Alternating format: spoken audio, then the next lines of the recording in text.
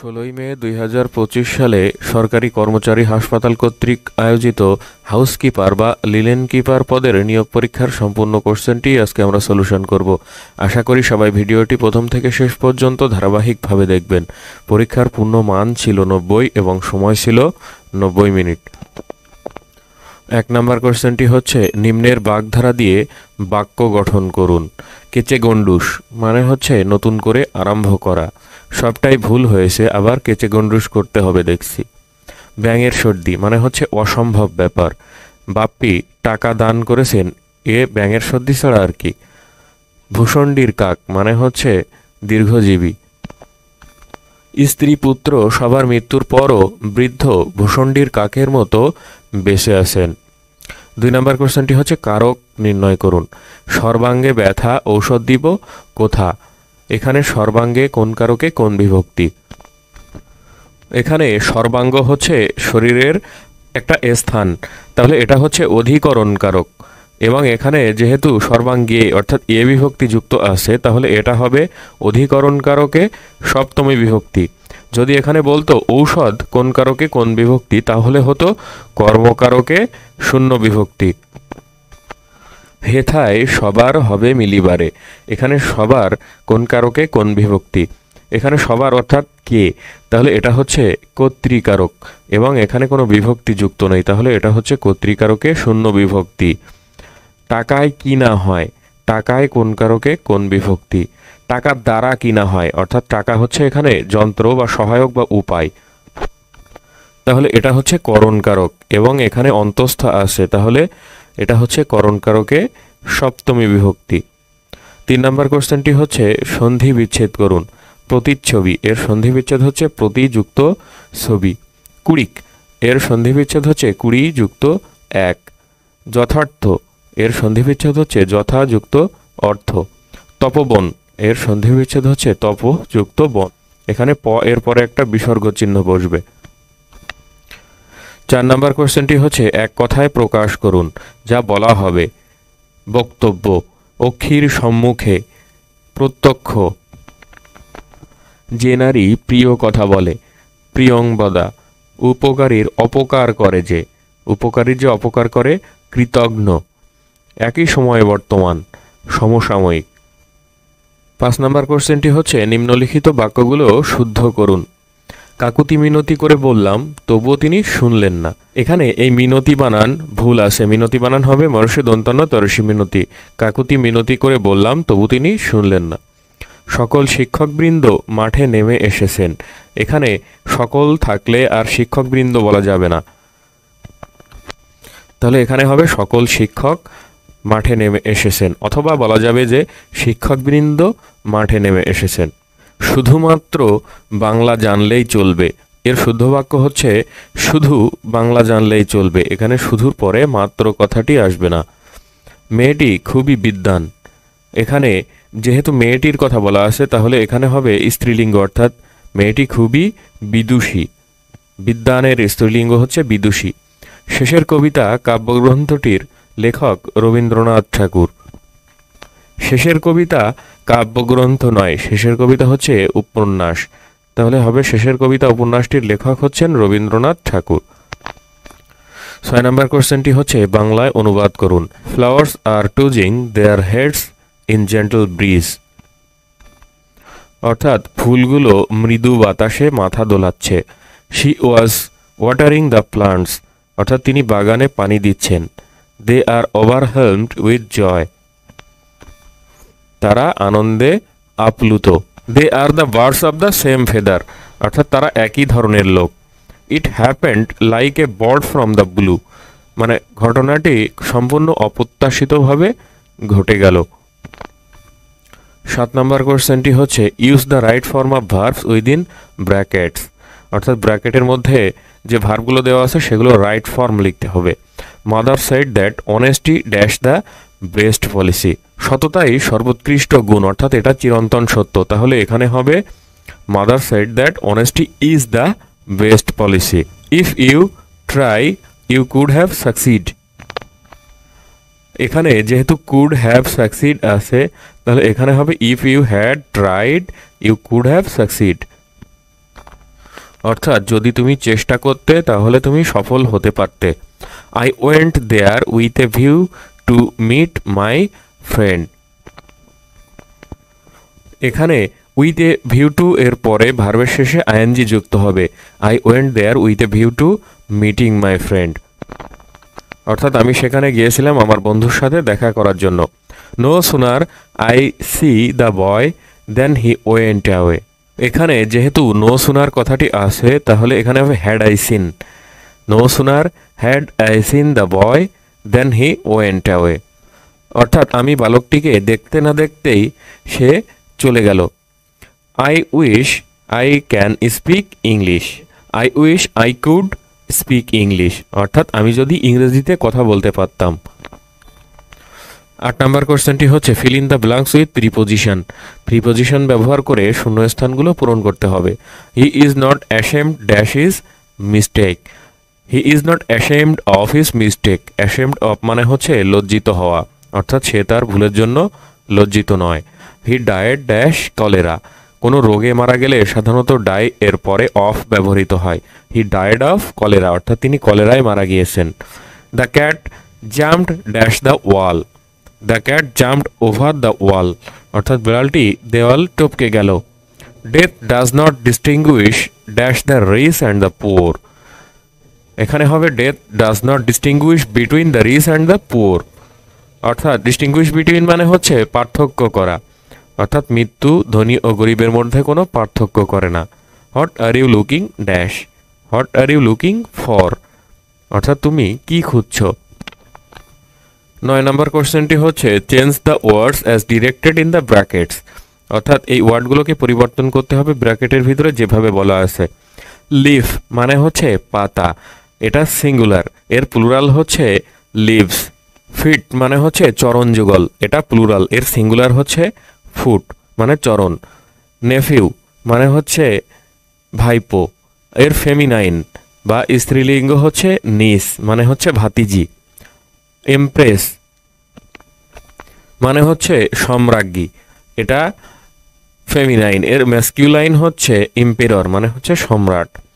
Accident মানে হচ্ছে দুর্ঘটনা, এটা হচ্ছে নাউন, এর অ্যাডজেক্টিভ হচ্ছে অ্যাক্সিডেন্টাল মানে দুর্ঘটনাজনিত বা আকস্মিক।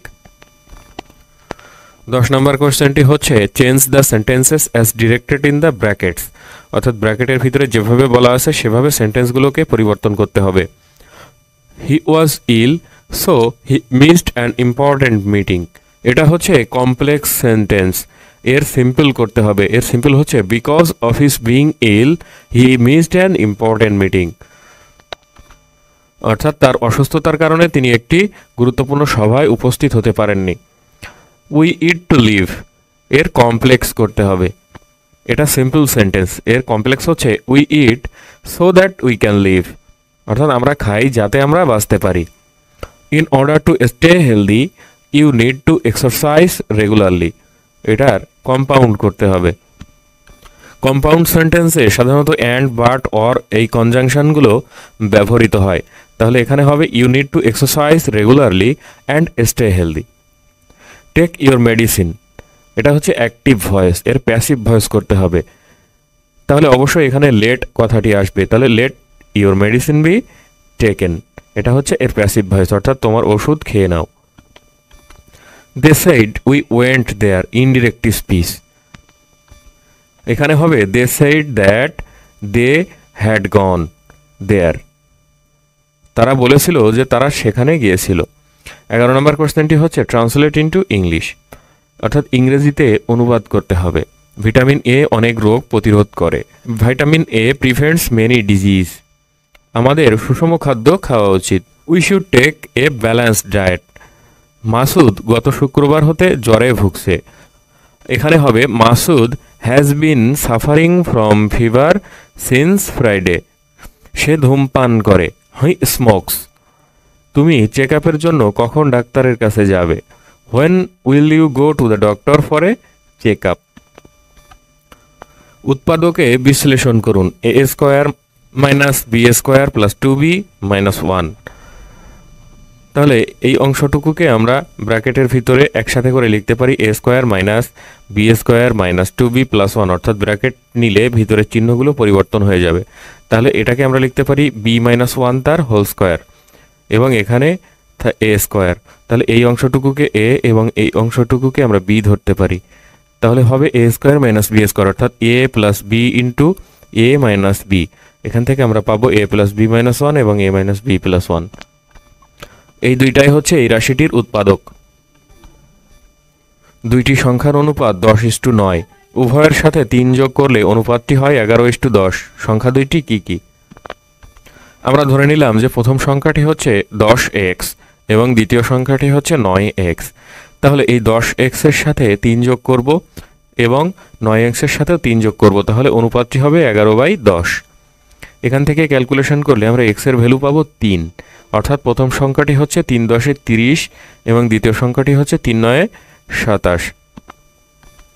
একটি শ্রেণীতে যতজন ছাত্রছাত্রী পড়ে প্রত্যেকে তার সহপাঠীর সমান সংখ্যক চাঁদা দেওয়ায় মোট 420 টাকা চাঁদা উঠল।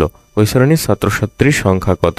ধরে নিলাম যে ওই শ্রেণীতে ছাত্রছাত্রীর সংখ্যা হচ্ছে x জন এবং প্রত্যেকের ক্ষেত্রে তার সহপাঠীর সংখ্যা হচ্ছে x মাইনাস 1 জন, অর্থাৎ মোট জনের থেকে তার নিজেরটা বিয়োগ হবে, অর্থাৎ সহপাঠীর সংখ্যা হচ্ছে x মাইনাস 1 জন। তাহলে x জন ছাত্রছাত্রী এবং চাঁদা দিল x মাইনাস 1 টাকা, অর্থাৎ যতজন সহপাঠী তত সংখ্যক টাকা। তাহলে x ইন্টু x মাইনাস 1 সমান হচ্ছে 420। এখান থেকে আমরা x এর ভ্যালু পাবো 21 এবং -20। এখানে -20 গ্রহণযোগ্য নয়, তাহলে x 21 জন, অর্থাৎ ছাত্রছাত্রীর সংখ্যা 21 জন। একটি ঘড়ি 540 টাকায় বিক্রয় করলে 10% ক্ষতি হয়। ঘড়িটি 660 টাকায় বিক্রয় করলে শতকরা কত লাভ বা ক্ষতি হবে? 10% ক্ষতিতে বিক্রয় মূল্য হচ্ছে 100 বিয়োগ 10, অর্থাৎ 90 টাকা। তাহলে বিক্রয় মূল্য 90 টাকা হলে ক্রয় মূল্য হচ্ছে 100 টাকা। বিক্রয় মূল্য 1 টাকা হলে ক্রয় মূল্য হচ্ছে 100/90 টাকা, এবং বিক্রয় মূল্য 540 টাকা হলে ক্রয় মূল্য হচ্ছে 100 গুণ 540/90, অর্থাৎ 600 টাকা। দ্রব্যটির ক্রয় মূল্য 600 টাকা। এখন বিক্রি করা হচ্ছে 660 টাকায়, তাহলে লাভ হচ্ছে 60 টাকা, অর্থাৎ 600 টাকায় তার লাভ হচ্ছে 60 টাকা। 1 টাকায় লাভ হচ্ছে 60/600 টাকা, এবং 100 টাকায় লাভ হচ্ছে 60/600 গুণ 100, অর্থাৎ 10% লাভ হয়। x মাইনাস 1/x ইকুয়াল 2 হলে x⁴ প্লাস 1/x⁴ সমান কত? তাহলে x⁴ কে আমরা লিখতে পারি x স্কোয়ার তার হোল স্কোয়ার, প্লাস 1/x⁴ কে লিখতে পারি 1/x স্কোয়ার তার হোল স্কোয়ার, অর্থাৎ এই অংশটুকু হচ্ছে a এবং এই অংশটুকু হচ্ছে b। তাহলে এখানে পেলাম a square plus b square, অর্থাৎ a plus b whole square minus 2ab। তাহলে এখানে x স্কোয়ার কাটা যাবে, থাকবে শুধুমাত্র x স্কোয়ার প্লাস 1/x² তার হোল স্কোয়ার মাইনাস 2। এখন এই অংশটুকু হচ্ছে a square plus b square, অর্থাৎ এটাকে আমরা লিখতে পারি a minus b whole square plus 2ab। এখানে আমরা মাইনাস লিখলাম, তার কারণ হচ্ছে এখানে যে মানটা দেওয়া আছে সেটা হচ্ছে x মাইনাস 1/x এর মান। তাহলে এখানে x কাটা যাবে, শুধুমাত্র থাকবে x মাইনাস 1/x তার হোল স্কোয়ার প্লাস 2 তার হোল স্কোয়ার মাইনাস 2। তাহলে এখানে এর মানটা বসাবো 2 তার হোল স্কোয়ার প্লাস 2 তার হোল স্কোয়ার মাইনাস 2। এটাকে ক্যালকুলেশন করলে আমরা মান পাবো 34। 17 নম্বরে সাধারণ জ্ঞান অংশটা থেকে কয়েকটি গুরুত্বপূর্ণ কোশ্চেন এসেছিল। OIC বা অর্গানাইজেশন অফ ইসলামিক কোঅপারেশন এর সদস্য সংখ্যা কত? OIC এর সদস্য সংখ্যা হচ্ছে 57টি। বিমস্টেক এর সদর দপ্তর কোথায় অবস্থিত? বিমস্টেক এর সদর দপ্তর ঢাকায় অবস্থিত। সরকারি কর্মচারী হাসপাতাল কত শয্যা বিশিষ্ট? সরকারি কর্মচারী হাসপাতাল 500 শয্যা বিশিষ্ট। ময়মনসিংহ কোন নদীর তীরে অবস্থিত? ময়মনসিংহ ব্রহ্মপুত্র নদের তীরে অবস্থিত। আসিয়ান এর সদস্য সংখ্যা কত? আসিয়ান এর সদস্য সংখ্যা হচ্ছে 10টি। মুক্তিযুদ্ধ চলাকালীন বাংলাদেশকে কতটি সেক্টরে ভাগ করা হয়েছিল? মুক্তিযুদ্ধ চলাকালীন বাংলাদেশকে 11টি সেক্টর এবং 64টি সাবসেক্টরে ভাগ করা হয়েছিল। নিঝুম দ্বীপ কোথায় অবস্থিত? নিঝুম দ্বীপ নোয়াখালী জেলার হাতিয়ায় অবস্থিত। সিরড্যাপ এর পুনরূপ কি? এর পুনরূপ হচ্ছে centre on integrated rural development for Asia and the Pacific. Greenland কোন দেশের অধীনে? গ্রিনল্যান্ড ডেনমার্কের অধীনে। পানি কত ডিগ্রি সেলসিয়াসে বাষ্পীভূত হয়? পানি 100 ডিগ্রি সেলসিয়াসে বাষ্পীভূত হয়। জাতীয় সংসদের স্থপতি কে? জাতীয় সংসদের স্থপতি হচ্ছেন লুই আইকান। বরিশালের পূর্ব নাম কি? বরিশালের পূর্ব নাম হচ্ছে চন্দ্রদ্বীপ। সালোক সংশ্লেষণ প্রক্রিয়ার মাধ্যমে কোন গ্যাস উৎপন্ন হয়? সালোক সংশ্লেষণের মাধ্যমে অক্সিজেন গ্যাস উৎপন্ন হয়। প্রথম বিশ্বযুদ্ধ কত সালে শুরু হয়? প্রথম বিশ্বযুদ্ধ শুরু হয় 1914 সালে। বসফরাস প্রণালী কোন দেশে অবস্থিত? বসফরাস প্রণালী তুরস্কে অবস্থিত। সুন্দরবনকে বিশ্ব ঐতিহ্যের অংশ হিসাবে স্বীকৃতি দেয় কোন সংস্থা? সুন্দরবনকে বিশ্ব ঐতিহ্যের অংশ হিসাবে স্বীকৃতি দেয় ইউনেস্কো। পুটিয়া রাজবাড়ী কোথায় অবস্থিত? পুটিয়া রাজবাড়ী বাংলাদেশের রাজশাহী জেলার পুটিয়া উপজেলায় অবস্থিত। এই ছিল সরকারি কর্মচারী হাসপাতাল কর্তৃক অনুষ্ঠিত হাউসকিপার বা লিনেন কিপার পদের নিয়োগ পরীক্ষার সম্পূর্ণ প্রশ্ন সমাধান। আশা করি সবাই বুঝতে পারলেন। এরপরেও যদি কেউ না বুঝে থাকেন অবশ্যই কমেন্টস বক্সে কমেন্টস করে জানাতে ভুলবেন না। ভালো লাগলে চ্যানেলটিকে অবশ্যই সাবস্ক্রাইব করবেন, লাইক কমেন্ট শেয়ার করবেন। ধন্যবাদ।